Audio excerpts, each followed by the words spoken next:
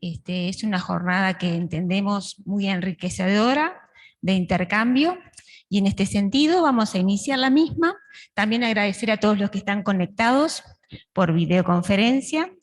En este sentido, vamos a compartir experiencias que tienen que ver con oportunidades y nuevos desafíos de la práctica profesional avanzada de enfermería comunitaria luego de la pandemia por COVID-19. La actividad la vamos a desarrollar de la siguiente manera.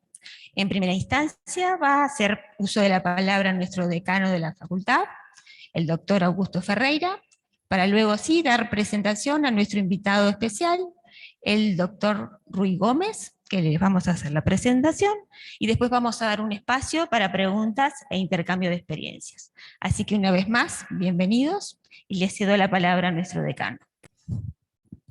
Buenos días para todos, sean muy bienvenidos. La verdad que para nosotros es una alegría esto por varios aspectos que ahora me gustaría brevemente mencionarles. En primer lugar, recibir al profesor, doctor en enfermería, Ruy Pedro Gómez Pereira, o sea, un colega de mucha trayectoria que viene desde Portugal. En esto que este último año y pico nos estábamos acostumbrando tanto a tener invitados extranjeros, pero a través de Zoom. Hoy podemos tener a alguien, gracias a Dios, y gracias a la situación sanitaria de nuestro país, podemos tener a alguien en modalidad presencial, que no es menor ir volviendo a estas cosas que nos generan vínculos, que nos generan experiencias que probablemente no nos olvidemos. Así que eso en primer lugar, muchas gracias por estar con nosotros, Ryu, una alegría. Está en Uruguay ya desde hace unos días, le ha gustado mucho nuestro país, me ha contado, así que probablemente lo tendremos más veces por acá con nosotros. En segundo lugar, es muy lindo también esto y muy importante esta Open Lecture, porque los tenemos a ustedes, que están aquí también en forma presencial. Veo que tenemos estudiantes de nuestra carrera en modalidad semipresencial, estudiantes de la modalidad convencional, veo que tenemos colegas, veo que tenemos docentes acá en el aula magna, y eso la verdad que nos llena de mucha alegría porque es algo que en los últimos tiempos, ustedes saben, no estábamos pudiendo hacer. Así que sean todos muy bienvenidos los que están en esta modalidad presencial aquí en el aula magna. Y la verdad que es una alegría para nosotros que los estudiantes, que vemos acá muchos estudiantes que son de Montevideo, del área metropolitana, pero también del interior del país, que bueno, que puedan venir, que puedan vivir la universidad, que puedan sentirse parte de esto.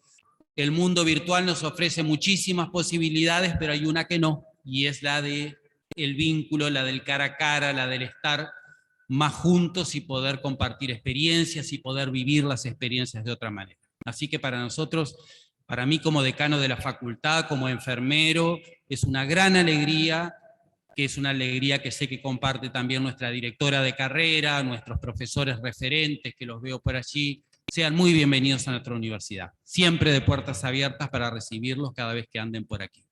Y en tercer lugar, también es una alegría recibir a aquellos que tenemos conectados a través de la plataforma Zoom.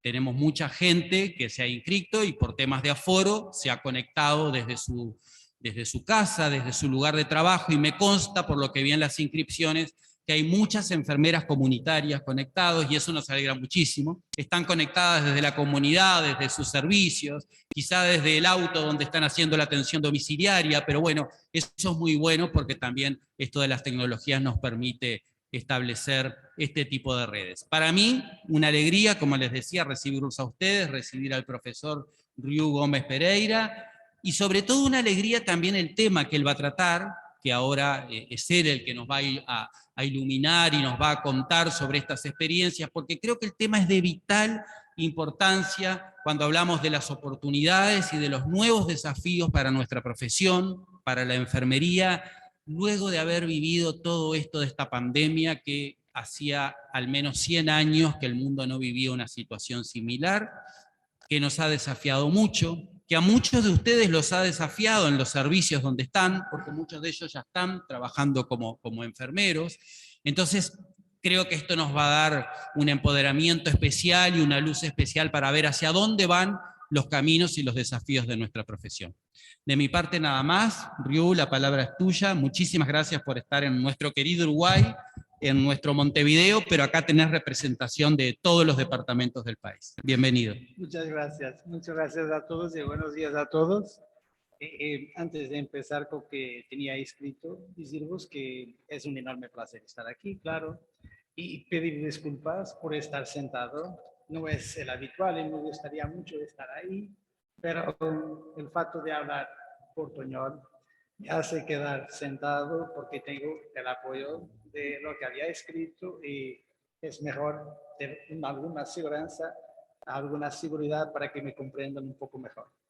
Y así que, claro, intereso un cálido y afectuoso saludo y me permiten decirles que nuestra primera visita a vuestro magnífico país, que me ha acogido de facto tan acaloradamente, es un momento inolvidable para nosotros. Nos unen lazos históricos, afectivos y ahora también académicos y científicos, y estamos seguros de que esto será solo el comienzo de una larga, dinámica y fructífera relación bilateral entre nuestras dos instituciones. Lo hago con especial emoción porque fue en la Universidad Católica de Portugal donde realicé mi licenciatura en enfermería comunitaria. Entonces que no me podría más identificar con la institución. En ese sentido, dirijo de una forma más formal una palabra de cordial saludo a Su Excelencia, el decano de la Facultad de Ciencias de la Salud, profesor Dr. Augusto Ferreira, a quien agradezco la honorable invitación y sobre todo la forma muy fácil y armoniosa en que construimos rápidamente un enorme puente transatlántico entre Portugal y Uruguay. Formalmente a los representantes del Ministerio de la Salud Pública, de la Comisión Nacional de Enfermería y a Su Excelencia, la presidenta de la Sociedad Científica Uruguaya de Heridas y docente de la Universidad Católica del Uruguay, la profesora magíster Rocío González.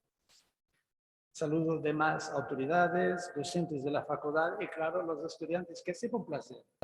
Soy un enfermero, pero un docente, entonces que siempre nos encanta que nuestros estudiantes, como dice el profesor Augusto, estén presentes en estos momentos que estamos construyendo la universidad, porque la universidad existe, porque hay estudiantes.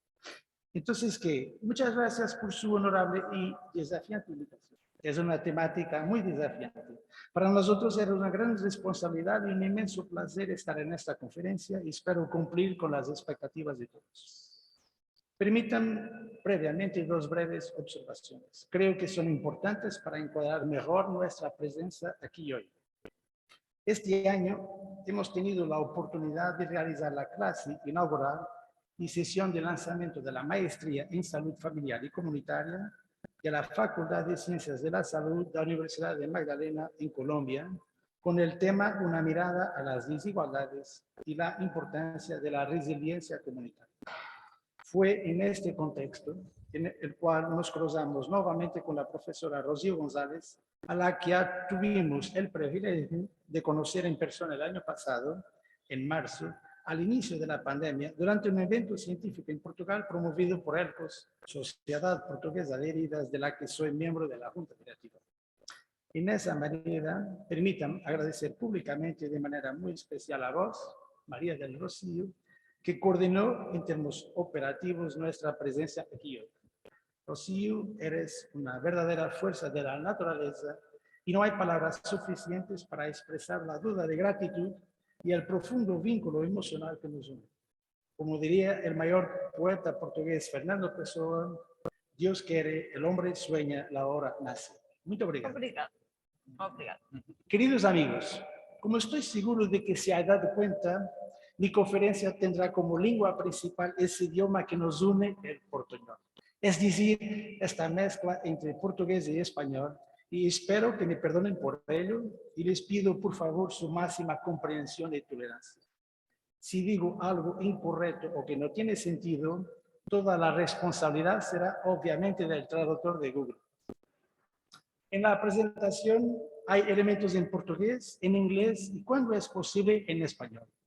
Me esforzaré al máximo para que me entiendas y a pesar de los casi 10.000 kilómetros que separan Montevideo y Oporto, aquí estamos, juntos, más juntos que nunca porque nos une la ciencia, la enfermería, la enseñanza y este tremendo reto global que nos enfrentó esta pandemia que cambió nuestras vidas para siempre. Todavía es pronto para una verdadera evaluación, pero hoy tenemos la profunda convicción de que nada volverá a ser exactamente igual. Lo voy a presentar. Previamente, si me permiten, voy a hacer la presentación del profesor. El profesor Rui Pedro Gómez Pereira es doctor en Ciencias de Enfermería del Instituto Abel Salazar de Ciencias Biomédicas de la Universidad de Oporto, máster en Sociología, especialización en Sociología de la Salud por el Instituto de Ciencias Sociales de la Universidad de Minho, licenciado en Enfermería Comunitaria por el Departamento de Ciencias de Enfermería de la Facultad de Ciencias Humanas de la Universidad Católica Portuguesa de Braga. Tiene grado superior de Enfermería en la licenciatura por la Escuela de Enfermería de Angra do Heroísmo. Desde el año 2000 ostenta el título profesional de enfermera especialista en enfermería comunitaria por la Orden de Enfermeras. Desde el año 2014 a 2016 ha sido consultor para práctica avanzada del Consejo Internacional de Enfermería. Actualmente se desempeña como profesor adjunto en la Universidad de Minho, en la Escuela Superior de Enfermería, e investigador en la Unidad de Investigación en Ciencias de la Salud de Enfermería, de la Escuela Superior de Enfermería de Coimbra. Es colaborador del Centro de Investigación en Tecnologías y Servicios Sanitarios, Síntesis, Grupo Evidence Hypertension, de la Facultad de Medicina de la Universidad de Oporto. Sus principales áreas de interés incluyen la docencia e investigación, vinculados a la atención sanitaria informada por la evidencia y traducción del conocimiento, calidad de vida relacionada con la salud y la enfermedad, intervención avanzada de heridas, enfermería ocupacional, salud ocupacional, enfermería en salud pública, comunitaria, planificación de la salud, inmunización y vacunación, programas prioritarios de salud, desigualdades en salud y relación en salud y sociedad. Así que, adelante con su presentación. Muchas gracias. Muchas gracias. Muy bien, entonces que estamos aquí hoy para reflexionar y sistematizar algunas informaciones sobre oportunidades y nuevos desafíos de la práctica profesional avanzada en enfermería comunitaria luego de la pandemia por COVID-19. Vamos a pensar un poco la oferta de cuidados de salud después de la pandemia, la centralidad que tiene la atención primaria, ecuacionar un sentido para una práctica avanzada, confrontar con la idea de una enfermería avanzada y finalizar algunas perspectivas y desafíos futuros. De hecho, buscando un hilo conductor que una los distintos aspectos que acabamos de mencionar, hemos encontrado en el genio de Mario Benedetti un punto de partida perfecto que nos permite además rendir un sencillo homenaje a este grande nombre de las letras uruguayas. En realidad, y con su enorme capacidad premonitoria, esto es exactamente lo que ocurrió. Todas las preguntas cambiaron y esto nos llevó a tener otra mirada sobre el mundo, la salud y, naturalmente, la respuesta sanitaria en tiempos tan difíciles. Seguramente todos los que estamos aquí o por aquí hemos sentido en nuestra piel un enorme cansancio pandémico y es mi intención detenerme un poco en este punto porque creo que lo más relevante es una mirada al futuro. En cualquier caso, a modo de breve antecedente, permitan decirle lo siguiente sobre este tema. La pandemia de COVID-19 es una llamada de atención mundial sin precedentes a todos los que habitan nuestro planeta Tierra. Esto justifica una respuesta igualmente global por parte de las Naciones Unidas y, en palabras de su secretario general, mi compatriota Antonio Guterres, debemos convertir la recuperación en una verdadera oportunidad para hacer lo correcto en el futuro. De hecho, ahora sabemos claramente que hay un antes y un después de la pandemia. En el cuadro de los Objetivos de Desarrollo Sostenible, en concreto su objetivo 3, la salud y bienestar, es decir, garantizar una vida sana y promover el bienestar en todas las edades, vemos enormes amenazas. Antes de la COVID, teníamos un progreso significativo en salud en áreas tan distintas como la tuberculosis, la salud infantil, la salud materna, el HIV y también las inmunizaciones. Pero con la pandemia, nosotros encontramos un conjunto significativo de disrupciones que podrá implicar un reverso de décadas en las mejorías de los sistemas sanitarios, con por ejemplo, enorme mortalidad infantil. Es importante decir que en más de 70 países por el mundo se han interrumpido los programas de inmunización a los niños y que las enfermedades transmisibles y la mortalidad irá a aumentar muchísimo en un mundo donde menos de mitad de la población tiene acceso y cobertura esencial en servicios de salud. Y esto es un reto global. A estas alturas no se hace falta ser un genio de la física para ver que las grandes crisis son momentos de oportunidad donde se afina la capacidad creativa y se rediseñan estrategias más ajustadas y adecuadas a las necesidades de los ciudadanos, las familias, las comunidades y las sociedades. Veamos algunos ejemplos propuestos por la American Medical Association. La atención deberá ser distribuida. Debe producirse de allí donde se produce la salud, lo que empieza en el hogar y en nuestras comunidades. Garantizar que la atención sea digital. El verdadero papel de la tecnología que se hablaba aquí en la atención sanitaria es aumentar las relaciones en la atención sanitaria que son fundamentales y particulares en la confianza. Descentralizar los recursos asistenciales, porque tenemos que ir por muchos más recursos en manos de equipos de primera línea, así como los pacientes, para que puedan tomar mejores decisiones asistenciales en sí mismos. Y ese es un papel fundamental de la atención primaria, capacitar a la gente para la tomada de decisiones. Eso significa un papel central de los profesionales que deben comprender realmente a los pacientes y tener un conocimiento de evidencias y de resultados. Y finalmente, hacer que la innovación funcione para todos los pacientes. Lo que es cierto es que desde hace mucho tiempo, pero de nuevo se ha magnificado durante la pandemia, es que la innovación y la equidad deben ser sinónimos. Y esta última dimensión de la equidad nos lleva a una pregunta pertinente que fue muy bien planteada en este editorial de la renombrada revista Lancet. En la era de COVID-19, ¿de qué hablamos cuando hablamos de vulnerabilidad? Los grupos vulnerables son aquellos que están desproporcionadamente expuestos al riesgo, pero quien está incluido en estos grupos puede cambiar dinámicamente. Una persona que no se considera vulnerable al principio de una pandemia puede convertirse en vulnerable dependiendo de la respuesta política. Los riesgos de pérdida repentina de ingresos o de acceso al apoyo social tienen consecuencias que son difíciles de estimar y constituyen un reto a la identificación de todos los que pueden llegar a ser vulnerables. Así, ciertamente, en medio de la pandemia COVID-19, los grupos vulnerables no son solo las personas mayores, las que tienen mala salud y comorbilidades, o las personas sin hogar o infraviviendas, sino también personas de un gradiente de grupos socioeconómicos. Y por eso este año, la Organización Mundial de la Salud tiene un tema que es la necesidad de construir un mundo más justo y saludable. ¿Por qué?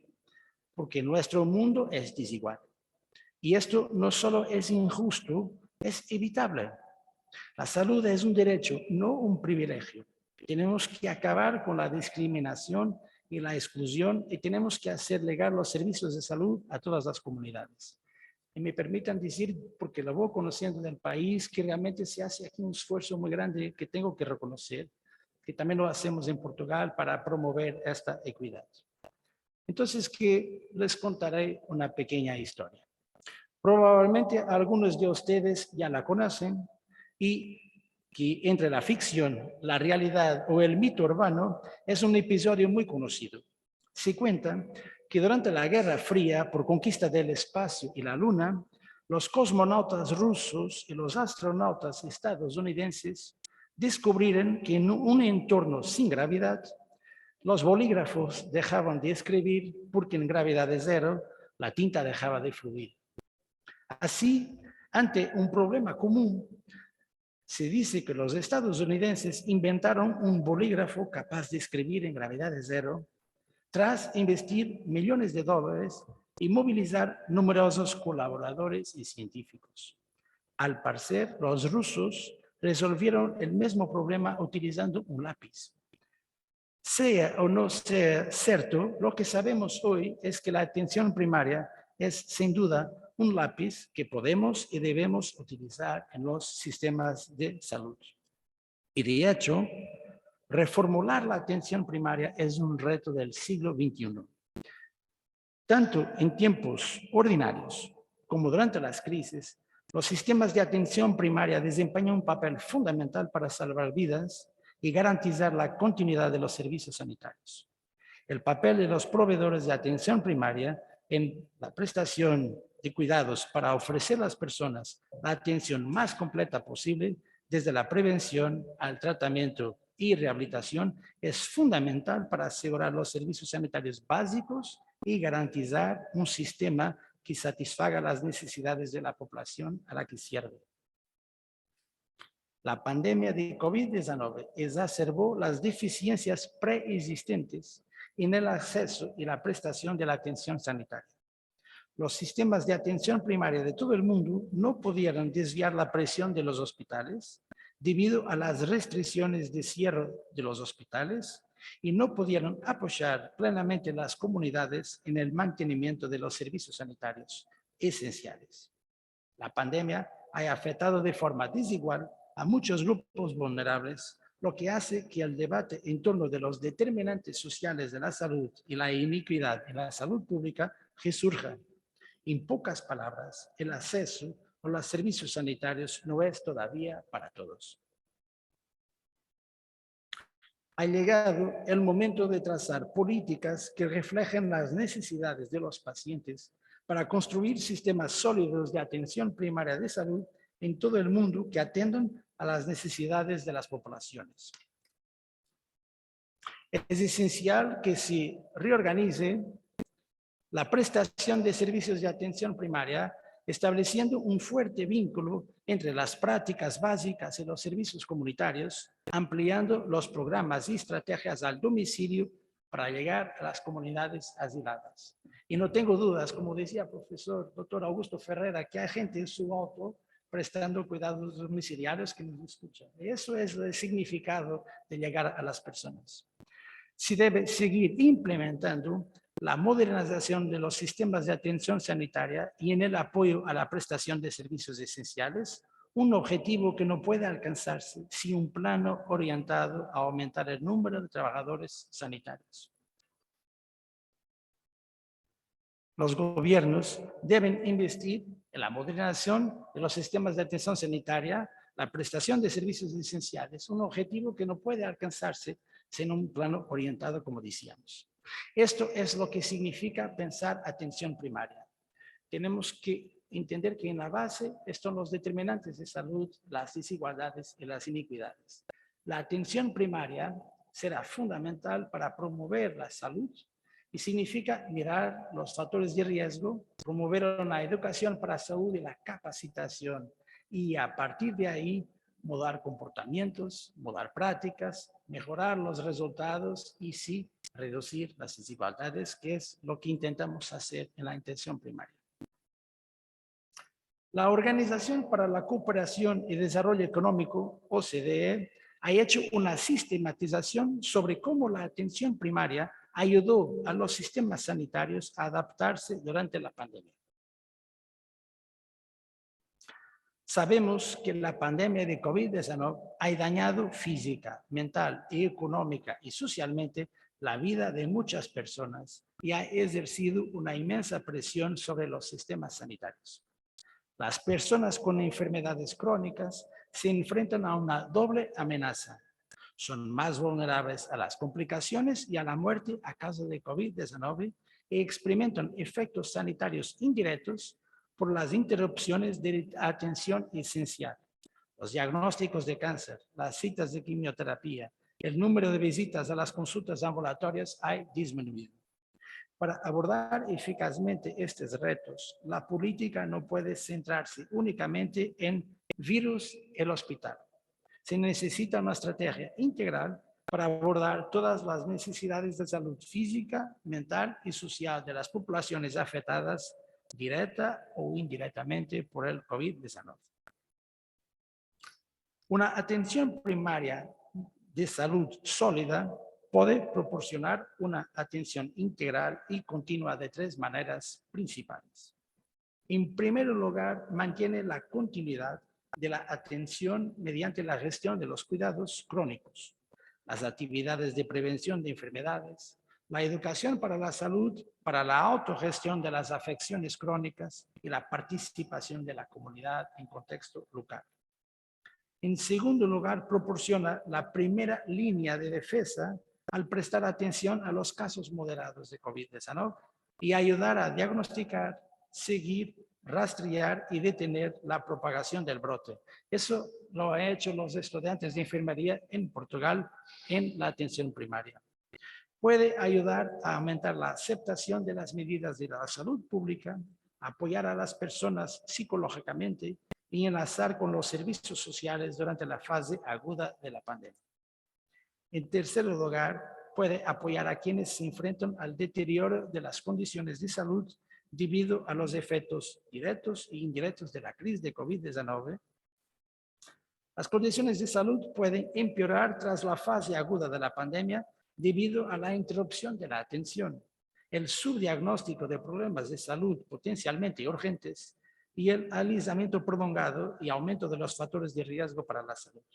Una atención primaria sólida es mejor situada para abordar este aumento de necesidades de atención. En este estudio, como principales conclusiones, la crisis de COVID-19 tiene efectos directos e indirectos sobre todos, incluyendo o sobre todo las personas con enfermedades crónicas. Eso es claro. Mientras grande parte de la atención política ha recaído en los hospitales y en las estrategias de contención, la importancia de la atención primaria y rutinaria para las personas con condiciones de salud subyacentes no recibe suficiente atención.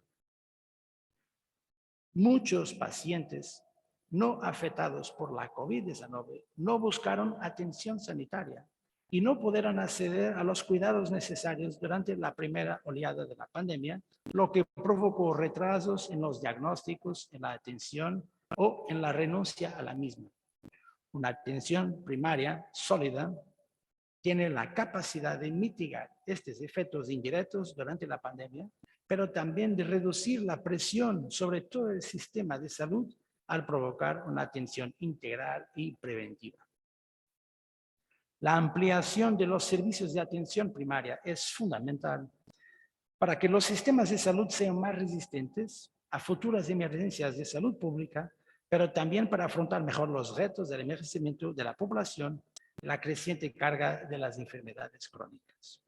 Una atención primaria sólida, organizada en equipos multidisciplinarios, con funciones innovadoras para los profesionales de salud, integrada con servicios de salud comunitarios, equipada con tecnología digital y trabajando con incentivos bien diseñados, es clave para gestionar con éxito la respuesta del sistema sanitario.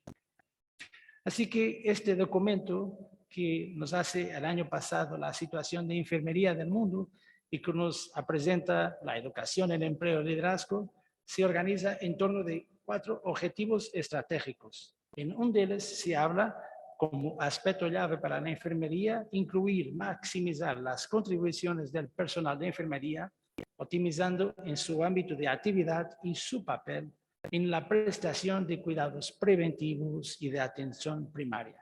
Que es decir, que el objetivo es optimizar el desempeño, la calidad, la productividad, la eficiencia, la combinación de actitudes y la retención y abordar las ineficiencias y distribuir de forma inadecuada para favorecer la equidad y la cobertura universal de salud. En este mismo documento se presentan 10 medidas fundamentales que sinalizan las direcciones futuras en las políticas para el personal de enfermería.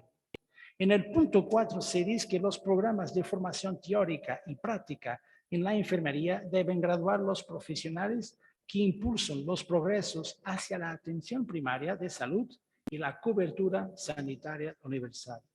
La idea es que los profesionales de enfermería, como parte de equipos multidisciplinarios, tengan un rol muy importante en la emergencia, epidemias y desastres, pero también en una cobertura sanitaria universal, como dispensadores de atención primaria de primera línea, para prevenir y tratar una amplia gama de enfermedades transmisibles y no transmisibles, y ofrecer una atención durante todo el ciclo de vida que va no de nacimiento, pero sí de la concepción hasta la muerte. Y promover una idea de salud y bienestar, abordando los determinantes sociales de la salud, hacer frente a los efectos del cambio climático y asegurar el acceso de grupos vulnerables, en particular las mujeres y los jóvenes. Y por eso la atención primaria es crítica para alcanzar una cobertura universal en salud. Y en Portugal eso se ha hecho y por eso hablamos de un nuevo centro de salud hecho con los profesionales para los ciudadanos. Os presento una organización muy simple de la estructura de cuidados en Portugal que integra los hospitales, los cuidados continuados integrados y los cuidados de salud primarios que son en nuestro país la atención primaria y que se vocacionan para las respuestas a las personas, las familias, los grupos y la comunidad. Como características principales de atención primaria en nuestro país, pero creo que universalmente, tenemos un objetivo de mejorar el potencial de salud de la comunidad y de cada persona con su participación en la gestión de su salud. Es decir, que lo importante es tener una visión salutogénica y no solamente patogénica, porque toda la gente tiene un potencial de salud que se puede desarrollar. Entonces, que agimos por anticipación y por proactividad. Tenemos una actitud predominantemente más relacional. Tenemos una proximidad con la comunidad y un posicionamiento de primera línea del sistema de salud. En Portugal, la atención primaria es la puerta del Servicio Nacional de Salud. Hay una acción más flexible y personalizada que en los hospitales, organizado en torno a equipos nucleares multiprofesionales, esencialmente médicos y enfermeros de familia con misiones específicas. Hay una lógica de seguimiento continuo y longitudinal, como se decía, a lo largo del ciclo vital, de la concepción hasta la muerte, y una prioridad a la educación, a la prevención, a la formación, autonomía y corresponsabilidad. Un enfoque centrado en la persona, en la familia y la comunidad y no en la enfermedad, que nos permite obtener altos resultados en salud a partir de una inversión de costes. Eso es genéricamente lo que tenemos como características de la atención primaria. Y para hacer todo esto tenemos diferentes tipos de unidades, de settings. Entonces, que la atención a las personas y las familias sucede en las unidades de salud familiar. La atención selectiva a grupos con necesidades especiales e intervenciones comunitarias sucede en las unidades de cuidados comunitarios. Y el diagnóstico y seguimiento del estado de salud de la población, la protección y promoción de la salud y la salud pública sucede en las unidades de salud pública. En Portugal hay una regulamentación de una práctica avanzada, que es decir, una práctica especializada en enfermería comunitaria. Y ahí tenemos dos diferentes tipos de especialistas. Uno, que es mi caso, especialista en salud comunitaria y enfermería de salud pública, que tiene como principales obligaciones una evaluación del estado de salud de una comunidad, creación de capacidades para grupos y comunidades, coordinación de programas de salud a nivel comunitario y cooperar en una vigilancia epidemiológica.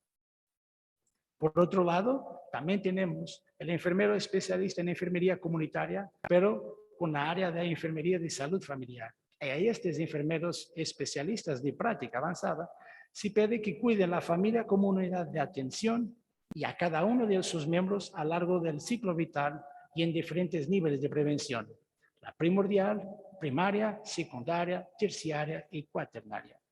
Lidera y colabora en los procesos de intervención dentro del ámbito de la enfermería de salud familiar.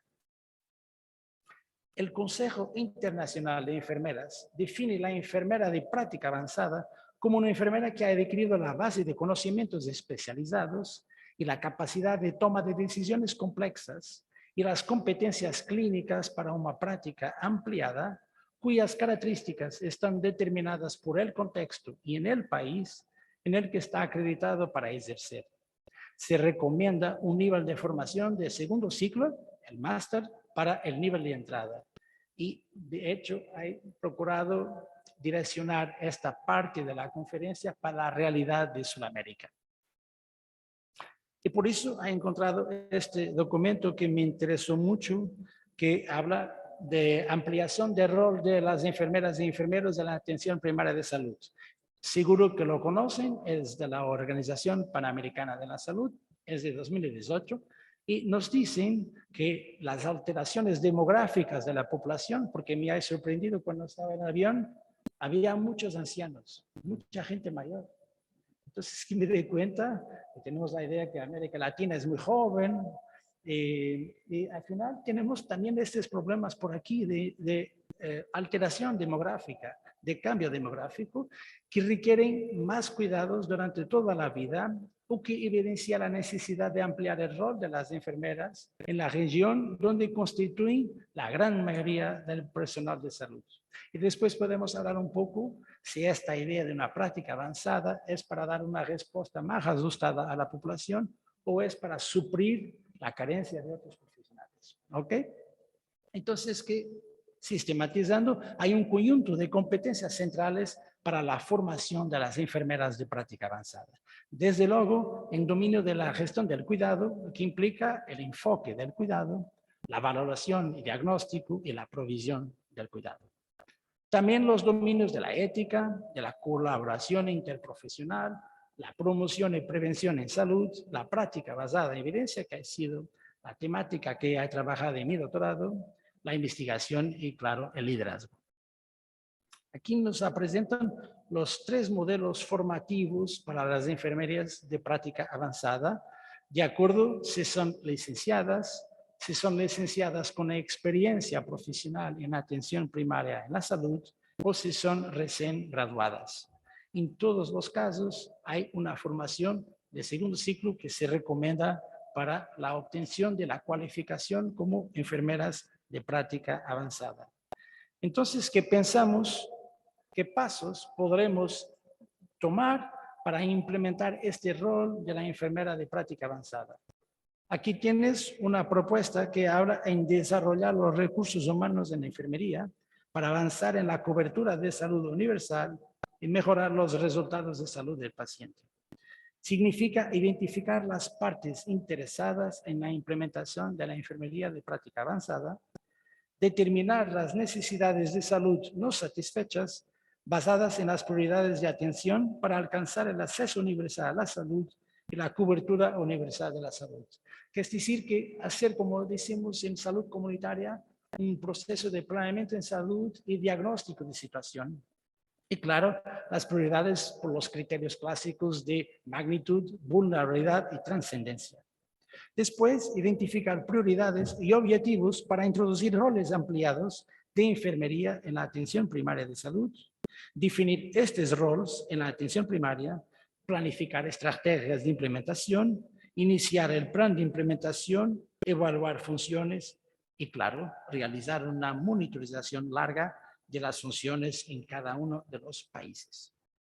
Como 3 principales estrategias de acción, se habla en promover la incorporación de enfermeras con competencias avanzadas en los equipos de primer nivel de atención en los sistemas de salud regionales. Potenciar el desarrollo de programas educativos que contribuyen a la ampliación de competencias de las enfermeras en primer nivel de atención y implementar o fortalecer la regulación y gobernanza que favorezcan la ampliación de competencias de las enfermeras de la atención primaria de salud. Después, puedo compartir un poco la importancia de la regulación profesional en Portugal para sustentar una práctica avanzada. Finalmente, como perspectivas y algunos desafíos futuros, os presento un relatorio sobre el futuro de la salud en Portugal, que ha sido coordinado por Lord Nigel Crisp, que era el CEO del National Health Service de Inglaterra y que ayudó con un conjunto de expertos a analizar la salud en Portugal. Se hablaban de algunas necesidades que os muestro aquí, pero yo quería señalar dos aspectos fundamentales. La importancia de nuevos modelos de atención sanitaria, que es decir, promover servicios asistenciales más integrados, con especial énfasis en la gestión de las enfermedades crónicas y la prestación de más atención domiciliaria y de proximidad. La enfermería. Se debe promover el estatus de las enfermeras, reforzando el papel de estas profesionales en las organizaciones y aumentando su número. También se debería reflexionar sobre la ampliación del papel de las enfermeras, del rol y otros profesionales en otros ámbitos. Casi al final, agradeciendo de antemano a su tolerancia por el tiempo y su generosidad con mi portuñol, cuento una última historia.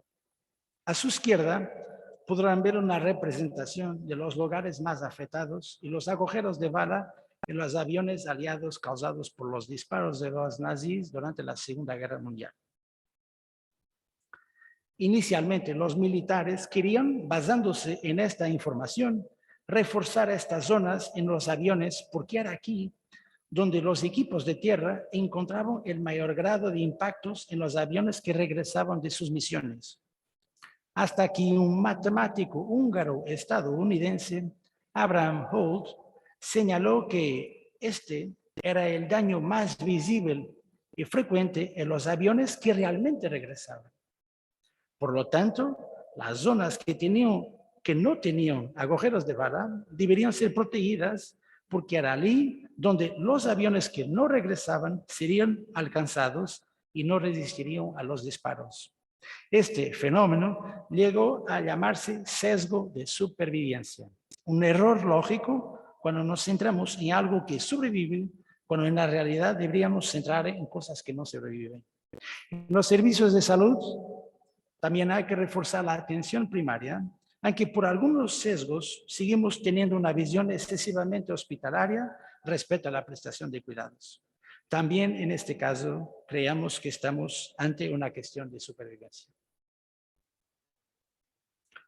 Estimados colegas, en nuestros más de 25 años de enfermería, de los cuales casi 19 años de carrera docente, hemos tenido el privilegio y la oportunidad de hablar y enseñar en múltiples países, regiones y latitudes.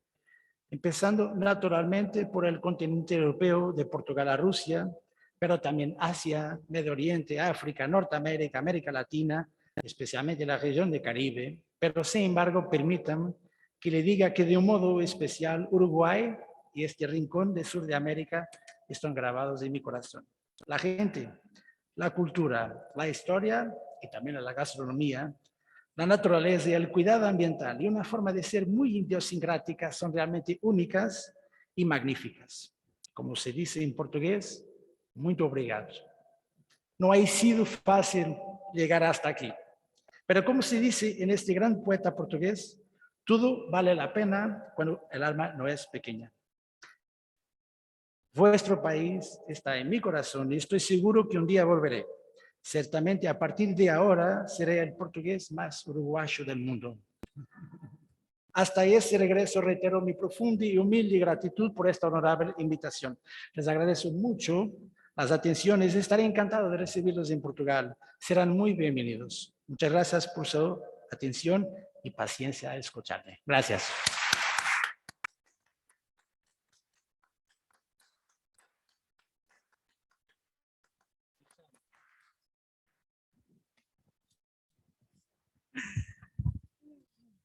Bueno, muy bien. La verdad que Muchísimas gracias. Ahora vamos a abrir un espacio de preguntas, que creo que Rocío también debe tener algunas que llegaron a través de la plataforma, pero la verdad que, bueno, impactante todo lo que nos has compartido. Yo me anoté algunas cosas acá en el celular que me parecían importantes, porque tenemos mucha gente conectada a través de la plataforma, pero también tenemos aquí, y probablemente también en forma virtual, lo que yo llamo el futuro de la enfermería nacional, ¿verdad? O sea, los que están en formación, los que van a ser licenciados en breve, y que luego, si quieren, podrán tener su máster para poder ir caminando esos caminos que nos hablaba Ryu recién de la enfermería de práctica avanzada, y que si quieren podrán hacer un doctorado después, pero vieron que lo que nosotros como universidad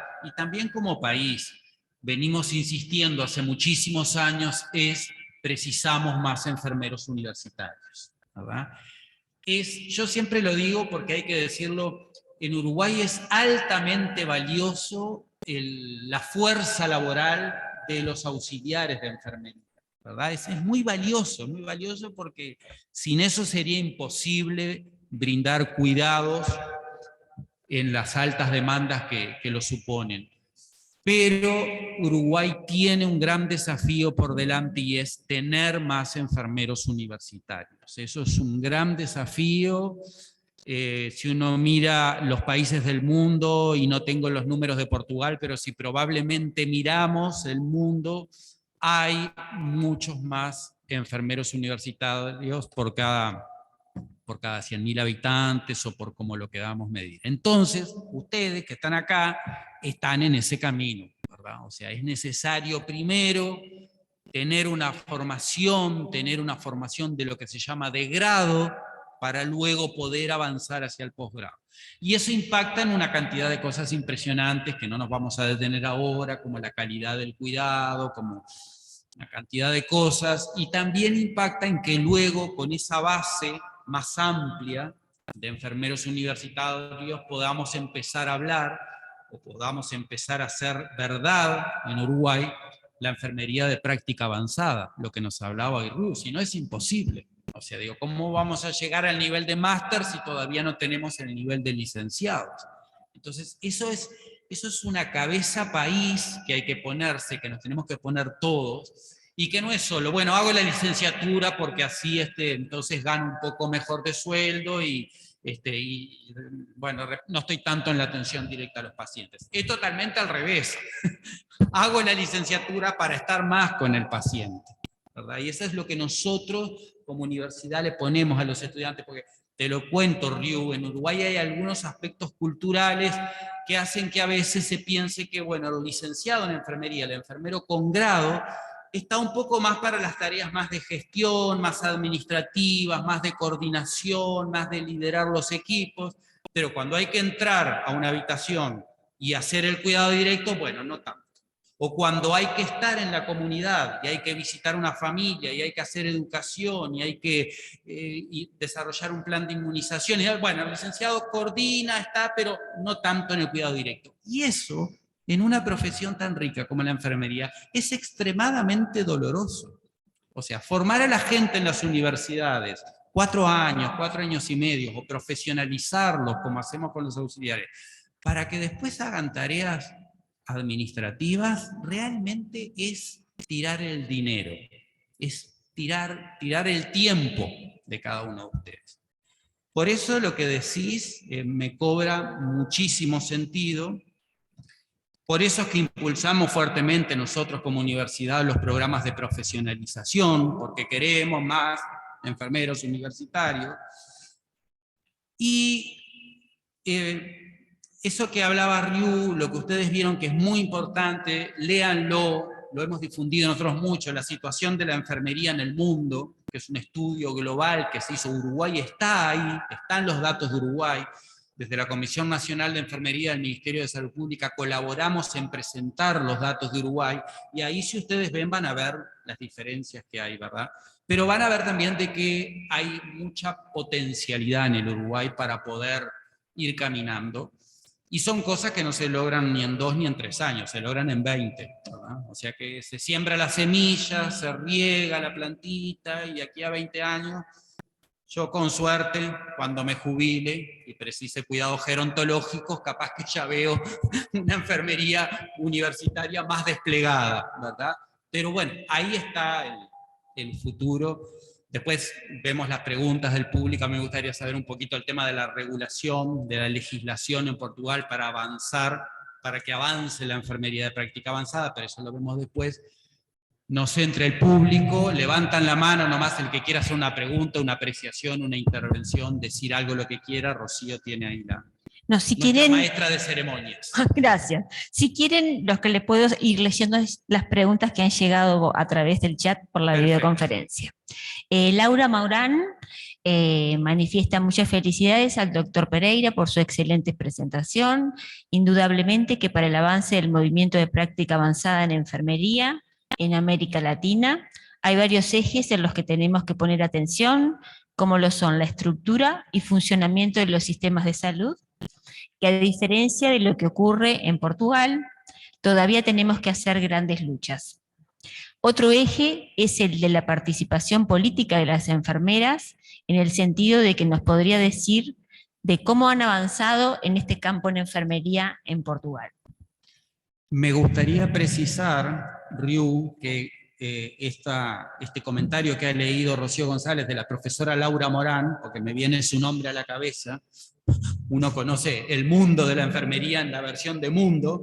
Laura Morán es una colega de México, la doctora Laura Morán, que aparte fue presidente de la Asociación Latinoamericana de Escuelas y Facultades de Enfermería, o sea que su visión de toda América Latina e incluso de Iberoamérica es muy amplia, y seguro me está escuchando. Aprovecho a mandarle un especial saludo. No, y señalar además que hay muchos colegas de México conectados también. Muchos colegas de México, bueno. Todos envían felicitaciones, y de Uruguay también, pero todos envían felicitaciones. Espero ter comprendido las cuestiones, que agradezco mucho las palabras del profesor Augusto Ferreira, y un saludo una vez más para los compañeros que nos están escuchando por el Zoom, porque realmente eso no se da cuenta. Estamos nuevamente en un contexto presencial, pero realmente llegamos a partes que no pensábamos, y quizás esa es una de las potencialidades que nos ha revelado la pandemia. Bien, hay aquí diferentes aspectos, pero yo quería empezar por lo que decía el profesor Augusto. Se hablaba de Laura Morán, pues hablemos de Banda Horta. Es enfermero, es gente que cuida de gente. Entonces, que la primera cosa que quería decir es que un aumento de la formación significa una mayor proximidad al paciente. Claro que seguro que aquí, como también en Europa, una mayor cualificación significa también asumir otro tipo de tareas que son fundamentales. Por eso el documento habla de liderazgo. Entonces, que hay necesidad de líderes, y eso significa que también tenemos que tener competencias avanzadas en la área de la gestión, la área de la organización de los cuidados. Seguro que sí, pero yo tengo la idea de que la gente solo puede realmente dar un ejemplo y ser un catalizador y ser también un modelo si está cerca del paciente. Si enfermería avanzada significa afastar del paciente, significa que no van a ser los más capacitados a cuidar de la gente. Eso no significa que tengan que hacer todo, pero tienen que tener una proximidad muy grande a los clientes y un papel más interventivo y no solamente de supervisión. Entonces, que ahí me revelo mucho, y por eso, hablando ahora un poco, intentando hacer un apunte, la regulamentación profesional en Portugal, lo que se está haciendo es que en Portugal solamente tenemos 2 títulos de enfermero: el enfermero y el enfermero especialista, que son los que reconocen la orden, que regulamenta la profesión. Y hay que tener una noción que ser una profesión regulamentada significa tener un grado más exigente de autorregulación. Porque una profesión autorregulada lo que significa que el Estado reconoce que esta profesión, por su especificidad, por su calidad, por su importancia, por su impacto, tiene el derecho de ser regular a sí mismo. Entonces, que regulación profesional, mayor responsabilidad. Y el título profesional de enfermero se obtiene con una licenciatura en enfermería, que es de 4 años, que es una licenciatura estructurada de una forma idéntica en todos los 27 países de la Unión Europea, que se hace, grosso modo, 2 años de docencia y teoría o enseñanza teórico-práctica y 2 años de práctica clínica. Y después, con el grado de maestre, el segundo ciclo, la maestría, se accede al título profesional de enfermero especialista, que para nosotros es un enfermero de práctica avanzada. Una de las cosas que ahora se está procurando en atención primaria es que solamente los enfermeros especialistas están en la prestación de cuidados. Y eso va a asegurar que realmente la gente que va a estar prestando los cuidados son enfermeros altamente diferenciados. Y por eso se está trabajando en un sentido de tener más enfermeros especialistas. Hasta este momento, solamente 20% de los enfermeros en Portugal tienen una especialización, pero nosotros tenemos una enorme cualificación y una nota histórica. Habíamos pasado en 75 el proceso de los auxiliares llegar a la enfermería y de resolver ese problema, esa normalización que de alguna forma, yo que lo comprendí, se va a hacer también por aquí o se está procurando hacer por aquí. Entonces, que un aspecto fundamental, la regulamentación y un aumento de un grado de exigencia. Eso también tiene una repercusión porque los enfermeros especialistas tienen un retorno inmediato en su carrera, en su ingreso, por una práctica avanzada, por una mayor exigencia de sus cuidados. Pero fundamental la cuestión de la regulamentación. Un otro aspecto importante para nosotros es que, por lo menos en Europa, intentamos distinguir mucho 2 ideas que quizás se mezclan un poco, pero que son distintas, que es una práctica avanzada y una enfermería avanzada. Porque cuando intentemos las intervenciones de enfermería, pensamos en intervenciones autónomas, intervenciones interdependientes. Que es decir, que cuando pensamos en una enfermería avanzada, estamos queriendo, como se dice en Portugal, una enfermería con más enfermería. Que es decir, promover las intervenciones autónomas, las que son de total responsabilidad de los enfermeros. Y aquí hay un riesgo.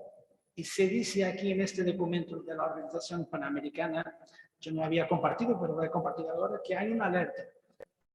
Estas enfermeras de práctica avanzada no pueden servir para hacer las tareas de otros profesionales. No queremos pequeños médicos.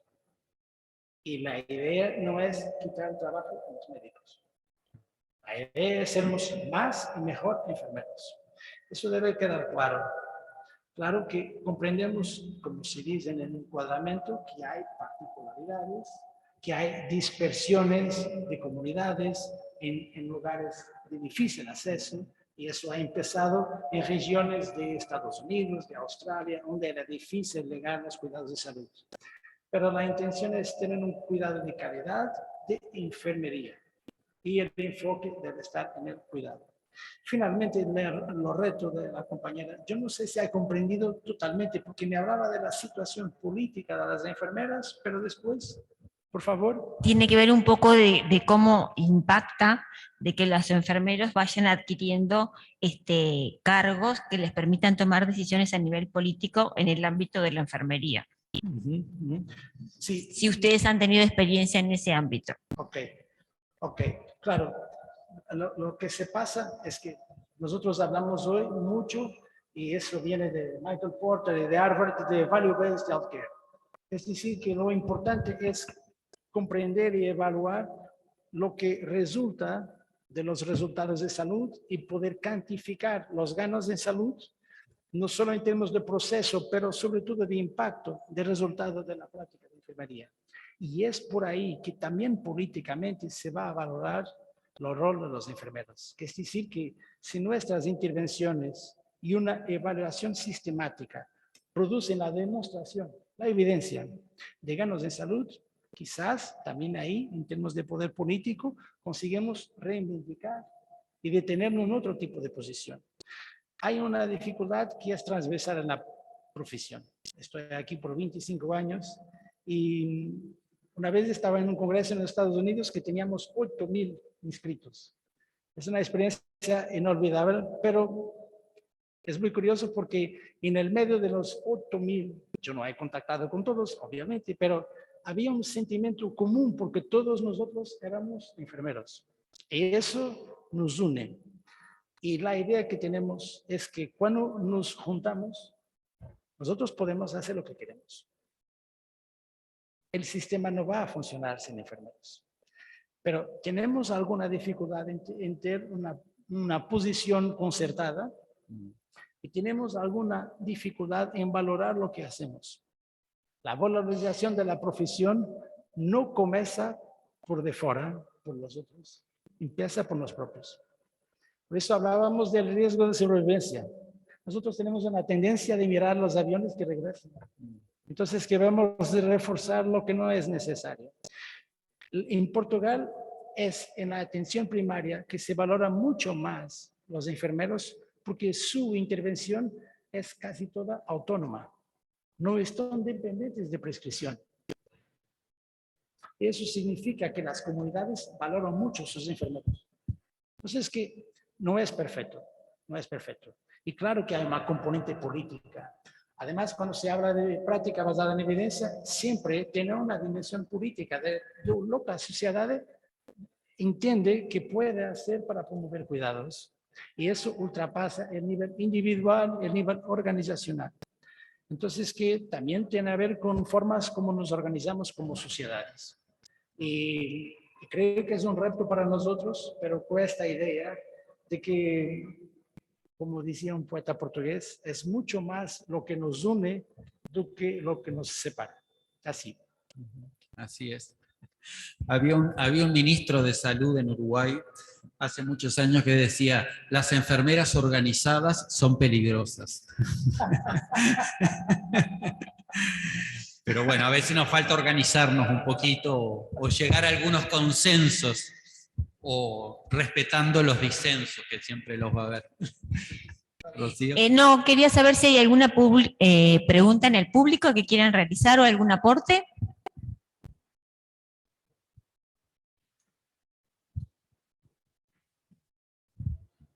Buenos días, profesor. Bueno, muchas gracias por sus comentarios.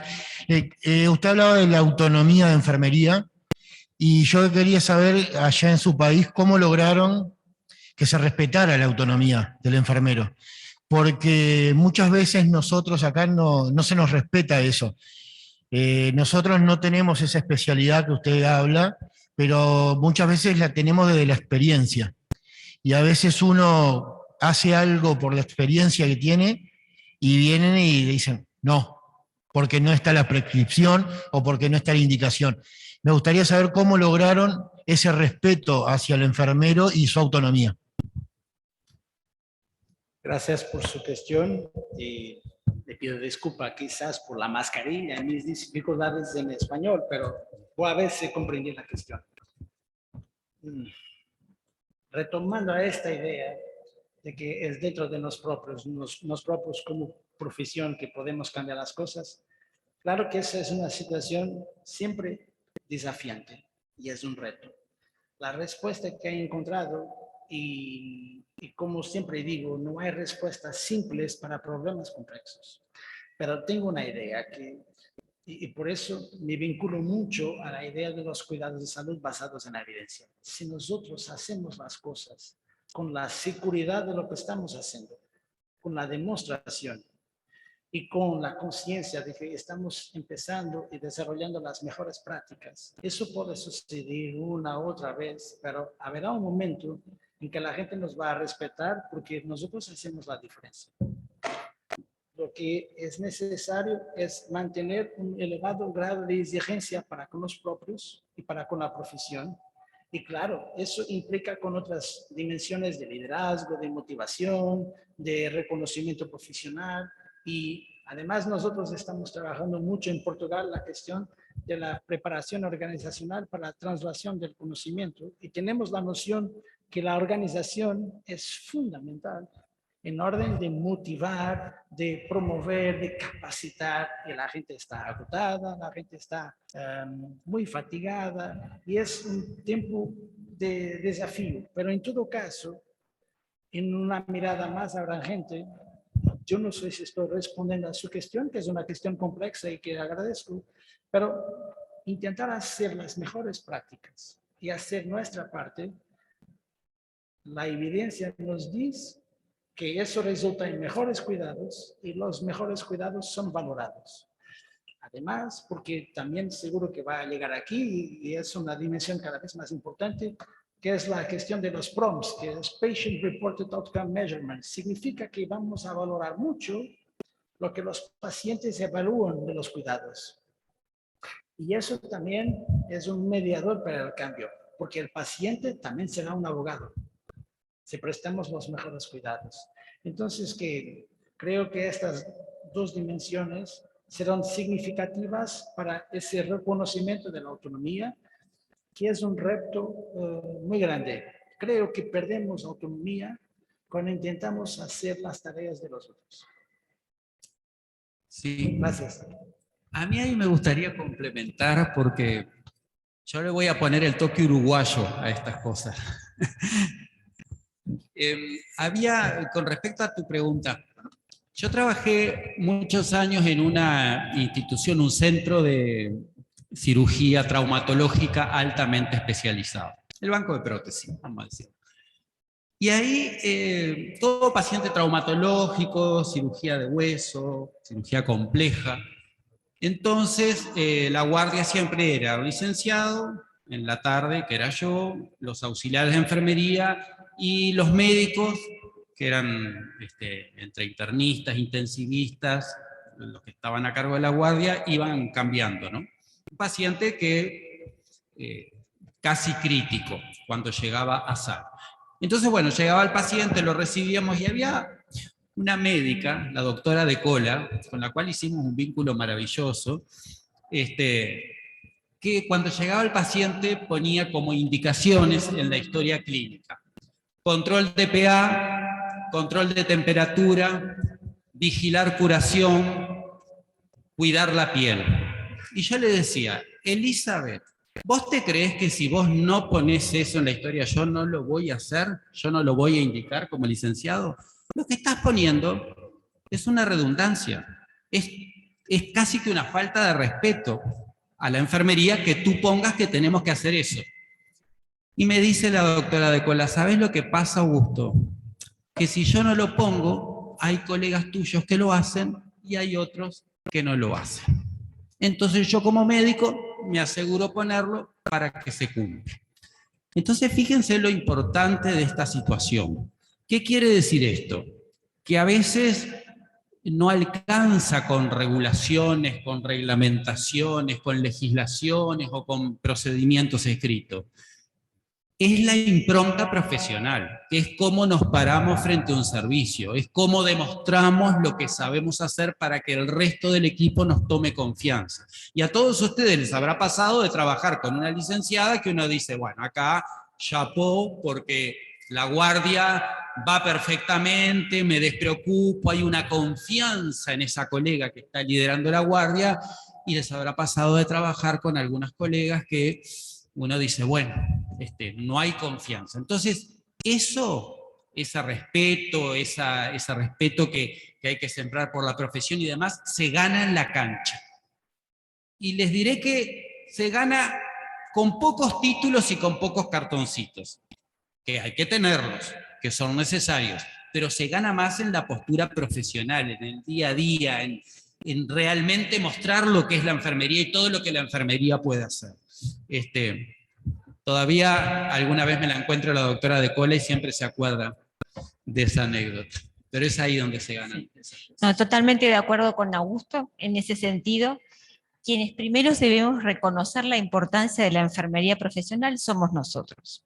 Y para eso hay que demostrar una práctica profesional, que implica, sí, compromiso, que implica liderazgo, que implica la gestión del cuidado, la gestión de la unidad, y que implica documentar lo que nosotros realizamos como profesionales y mostrar los resultados.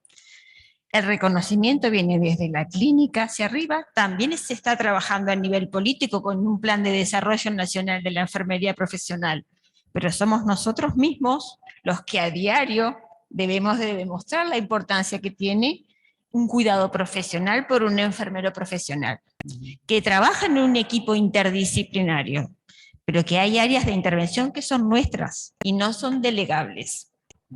Entonces, en ese sentido coincido con Augusto. Mariana tenía la mano levantada ya, creo. Voy a ver cómo llego, ya voy. Muy bien.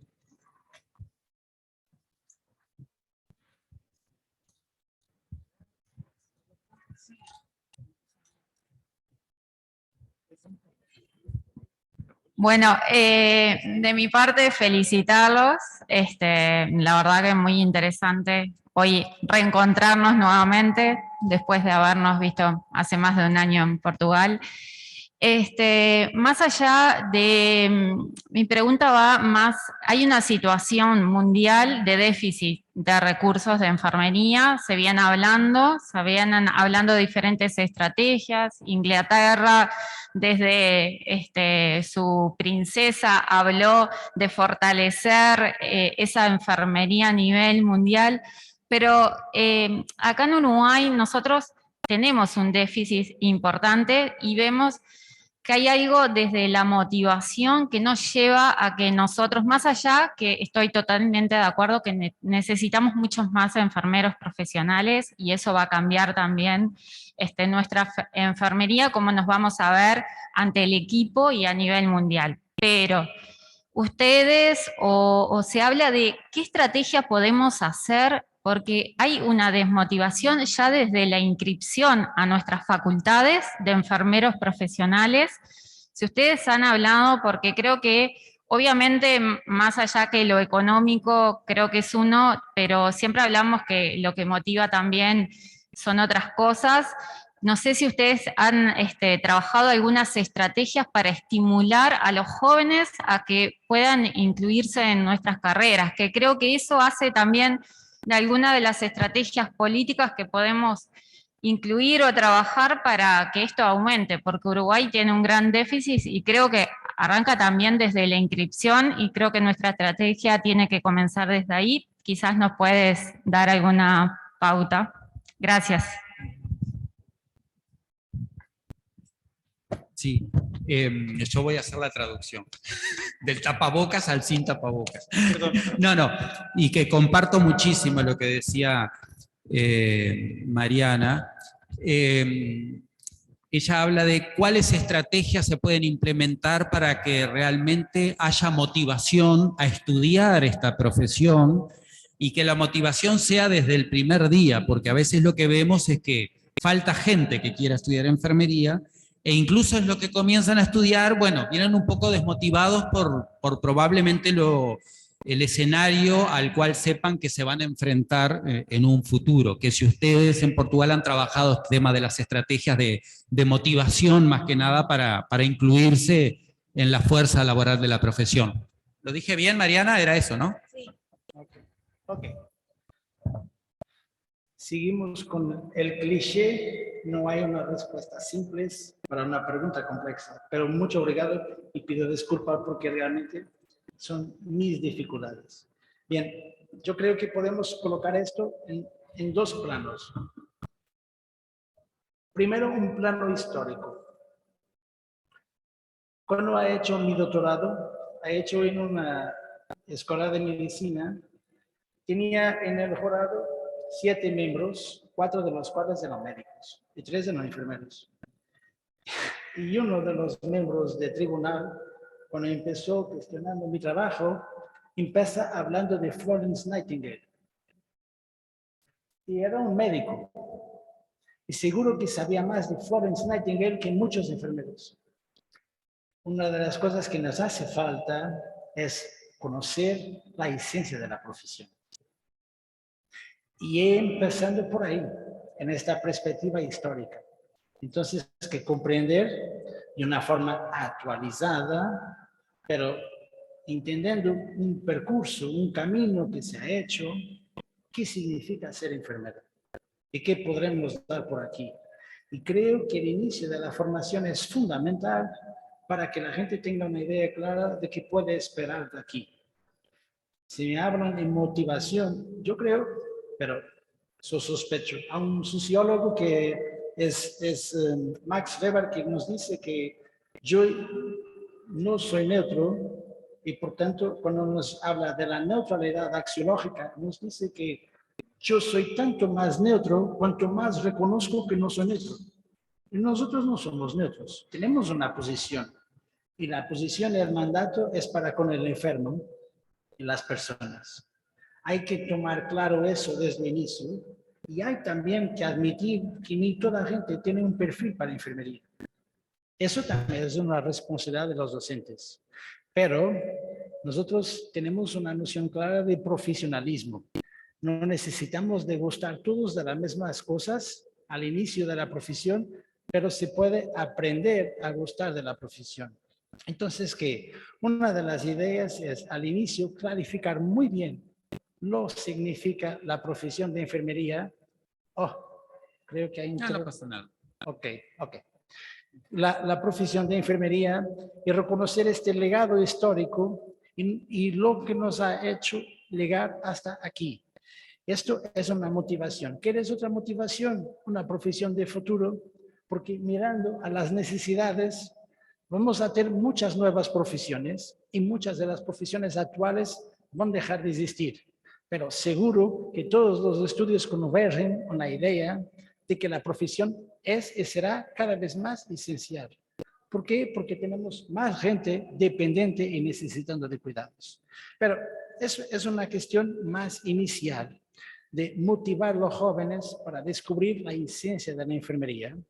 Y también por eso creo que de la misma forma que hablamos que un enfermero de práctica avanzada debe dar el ejemplo y liderar por el ejemplo, también creo que los docentes tienen que liderar por el ejemplo. Eso significa una perspectiva autocrítica que nosotros también tenemos que nos calificar muchísimo y tener la preparación para ayudar a los jóvenes.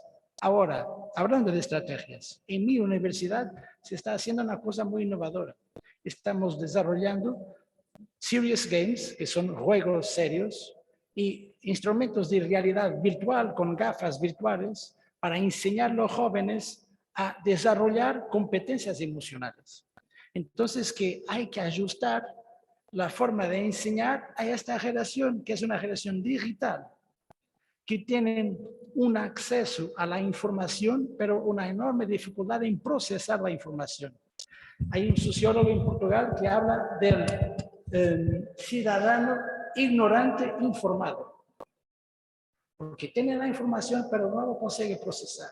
Y eso es un papel determinante del profesor, que es procesar la información, crear nuevas dinámicas de enseñanza, por ejemplo, la simulación clínica, por ejemplo, los serious games, por ejemplo, los laboratorios, las prácticas simuladas, y eso podrá cativar mucho los futuros enfermeros. Después, me han dicho que en una realidad de Uruguay hay que reconocer el enorme grado de exigencia de la profesión. Eso ahí tiene una componente política. Hay que valorar también de una forma...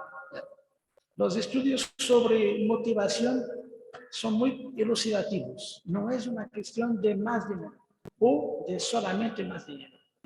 Es una cuestión de estimular, motivar, mejores condiciones de trabajo, acceso a la formación postgraduada, soportar el desarrollo de competencias, dotar los contextos de equipamientos, de condiciones y valorar otras prácticas. Nosotros tenemos un problema en la profesión que empieza por nosotros. Como ya has visto, yo soy muy crítico. Quizás porque también he estado 4 años en la orden de los enfermeros, entonces he tenido responsabilidades en la reglamentación.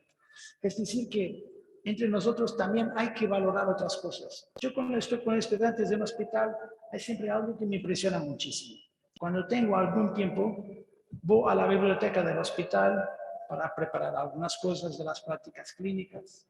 Siempre veo estudiantes de medicina. Y nunca vi un estudiante de enfermería.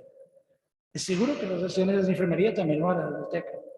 Entonces, ¿qué significa? Que en un contexto profesional, vosotros no tienen que me decir nada. ¿Qué voy a pensar si un compañero de trabajo está leyendo un artículo científico? Vosotros voy a pensar que no está trabajando. Porque la concepción que tenemos de trabajar en enfermería es prestar cuidado y estar junto del paciente. Hay que comprender, es una visión de rotura, que eso también es trabajar. Es tener una valoración, que se habla mucho en las barreras de la práctica basada en evidencia, de valorar otras componentes de la profesión, incluso la investigación. Y ahí también se puede motivar porque los enfermeros tienen un potencial de intervención inmenso y mostrar ese potencial muy diversificado de intervención también es muy motivador. La gente no se tiene que quedar en un hospital. Entonces, que yo no tengo una respuesta para compañera y pido disculpas, pero creo que este conjunto de ideas podrán ayudar y además ajustarse también, porque si tenemos jóvenes diferentes, con diferentes necesidades y con diferentes percursos, caminos, ciertamente que los pacientes también. Una de las cosas que más ha contribuido para mejorar los cuidados de la motivación es la exigencia del propio paciente. Entonces, que tener globalmente una sociedad más desarrollada, con mayor formación, que nos exige más, que nos piden explicaciones, que nos lleva a tener una práctica más consciente, también es importante. Entonces, que hay también aquí una perspectiva global de la exigencia de nosotros. No sé si ha respondido, pero agradezco mucho la cuestión, porque es un reto permanente. Muy bien. Bueno, muchas gracias. Me decía Rocío, tenemos muchísimos comentarios en el chat, Ryu, que no nos da el tiempo para leerlos, pero que sí que lo sepas. Hay muchos sobre condiciones laborales y demás, que sabemos que siempre es un tema de análisis y que yo creo que la pandemia dejó como en evidencia las condiciones laborales de los enfermeros. Ahí hay muchísimo para trabajar. No nos da el tiempo a leerla, pero queríamos transmitírtelo y también de otros temas. Pero bueno, en honor al tiempo, también le doy a Rocío para que, no sé si quiere levantar más preguntas o si querés ir haciendo el cierre. ¿Tienen alguna pregunta de los asistentes que quieran realizar? ¿Está todo aclarado? De mi parte, agradecer también que veo que están los estudiantes de la Escuela Santa María, del Círculo Católico, así que para nosotros es un gusto tenerlos también, porque son jóvenes o no tan jóvenes que están estudiando para auxiliar de enfermería y que bueno, que algún día seguramente lo tendremos también en esta casa para que avancen al nivel de licenciatura, así que un placer también tenerlos con nosotros.